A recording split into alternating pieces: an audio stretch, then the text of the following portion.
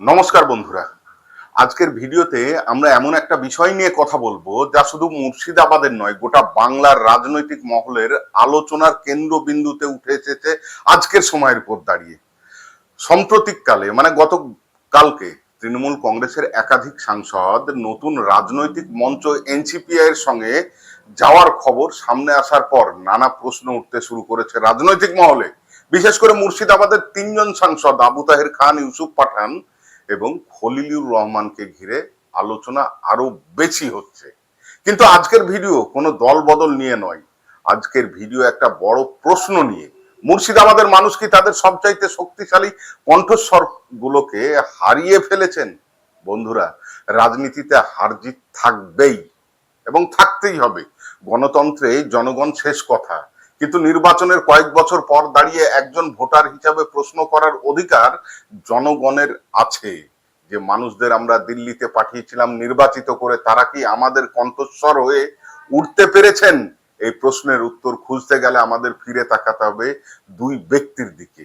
একজন হলেন তৎকালীন প্রদেশ কংগ্রেস সভাপতি অধীর রঞ্জন চৌধুরী এবং বর্তমান সিপিআইএম এর রাজ্য সম্পাদক মোহাম্মদ সেলিমের দিকে। অনেকেই তাদের রাজনৈতিক মতাদর্শের সঙ্গে একমত নাও হতে পারেন, কিন্তু একটা বিষয় অস্বীকার করা কঠিন, দুজনেই দীর্ঘদিন ধরে বাংলার রাজনীতিতে সক্রিয় এবং দৃশ্যমান মুখ। অধীর চৌধুরী বহু বছর লোকসভার সদস্য ছিলেন।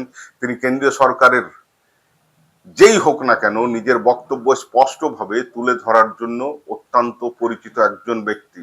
সংসদে তার উপস্থিতি, বিতর্ক অংশগ্রহণ এবং বিভিন্ন ইস্যুতে সরব ভূমিকা তাকে জাতীয় স্তরের পরিচিত নেতা করে তুলেছিল। অপরদিকে সিপিএম এর রাজ্য সম্পাদক মোহাম্মদ সেলিম দীর্ঘদিন ধরে আন্দোলনমুখী, একাধিকবার সাংসদ, রাজ্যের মন্ত্রী, রাজনীতির সঙ্গে দীর্ঘদিন ধরে যুক্ত। রাস্তায় আন্দোলন, শ্রমিক, কৃষক, ছাত্র, যুব ইস্যুতে তার সক্রিয়তা পশ্চিমবঙ্গের অন্যতম পরিচিত বিরোধী মুখ হিসাবে প্রতিষ্ঠা করেছে নিজেকে। এখন প্রশ্ন হলো, এই দুই নেতাকে হারিয়ে যাদের আমরা সংসদে পাঠিয়েছিলাম, তারা কি সেই একই মাত্রার রাজনৈতিক উপস্থিতি তৈরি করতে পেরেছেন?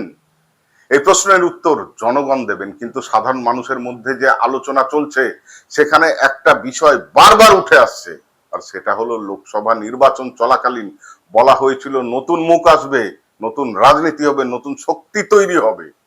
কিন্তু আজ সাধারণ মানুষ জানতে চাইছে মুর্শিদাবাদের কর্মসংস্থান নিয়ে কতবার জোরালো আলোচনা হয়েছে সংসদে, যুবকদের ভবিষ্যৎ নিয়ে কতবার সংসদে আওয়াজ তুলেছেন এই দুজন সাংসদ, জেলার স্বাস্থ্য ব্যবস্থা, শিক্ষা, শিল্প, কৃষি এবং পরিকাঠামোর প্রশ্নে কতটা দৃশ্যমান ভূমিকা দেখা গেছে এই দুজন সাংসদের। গণতন্ত্রে সংসদের কাজ শুধু নির্বাচনে জয়লাভ করা নয়, নির্বাচনের পর মানুষের হয়ে লড়াই করা তার হচ্ছে আসল দায়িত্ব। আর এখানেই অনেক মানুষ মনে তুলনা চলে আসে। একদিকে বহু বছরের সংসদীয় অভিজ্ঞতা, অন্যদিকে নতুন প্রতিনিধিত্ব, একদিকে দীর্ঘ আন্দোলনের ইতিহাস, আর অন্যদিকে রাজনৈতিক নীরবতা নিয়ে প্রশ্ন।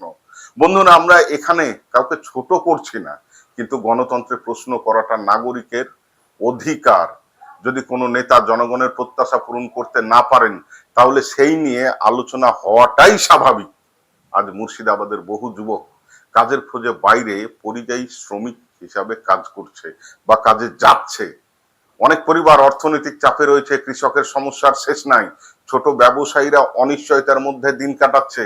এই পরিস্থিতিতে মানুষ জানতে চাইবেই আমাদের প্রতিনিধিরা কোথায়। এত যে স্টেশনগুলোতে হকার উচ্ছেদ হয়ে যাচ্ছে, ইসলামপুর ডোমকলের রাস্তা চওড়ার নামে দোকানঘর ভাঙা হচ্ছে, সেখানে সাংসদরা কোথায়?